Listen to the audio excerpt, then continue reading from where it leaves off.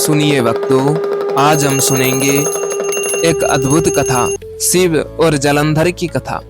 आपने पहले सुनी है या नहीं वो तो पता नहीं, लेकिन आप इस कथा को कितना भी सुनिए मन नहीं भरेगा। यह ऐसा रोमांचक कथा है जो हम लोगों को ज्ञान भी देता है तथा इंटरटेनमेंट भी देता है। इसलिए आप लोग वीडियो के एंड तक जरूर बनिएगा।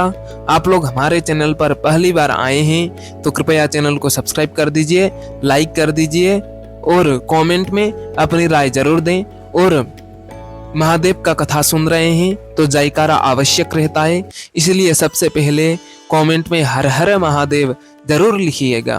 तो चलिए दोस्तों प्रारंभ करते हैं। दोस्तों, समुद्र मंथन के समय जब अमृत कलश बाहर आया, उसी समय समुद्र से एक तेजस्वी पुत्र जन्मा। उसका नाम रखा गया जलंधरा, अर्थात जल के अंधेरे में जिसका जन्म हुआ उसी का नाम जलंधर बना। वह समुद्र का पुत्र था और उसकी शक्ति अपार थी। वह जन्म से ही देवताओं का विरोधी था। जलंधर का अभिमान, जलंधर बहुत अभिमानी था। जलंधर बड़ा हुआ तो अपनी शक्ति के बल पर उसने तीनों लोकों को जीतना शुरू कर दिया। उसके तेज से देवता भी भयभीत हो गए। उसने देवताओं को हराया और इंद्रलोक पर भी अधिकार कर लिया। लेकिन जलंधर का सबसे बड़ा अभिमान था उसकी पत्नी वृंदा। वृंदा एक सती और पतिव्रता स्त्री थी। उसके तप और पतिव्रता के बल से जलंधर अजेय अमर हो गया था। कोई देवता, कोई दानव उसे हरा नहीं पा रहा था।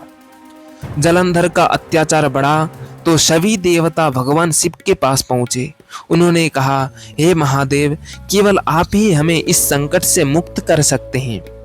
शिव जी ने मुस्कुराते हुए कहा, ठीक है, जलंधर का अंत अवश्य होगा, लेकिन इसका रहस्य उसकी पत्नी वृंदा के तप में छुपा है।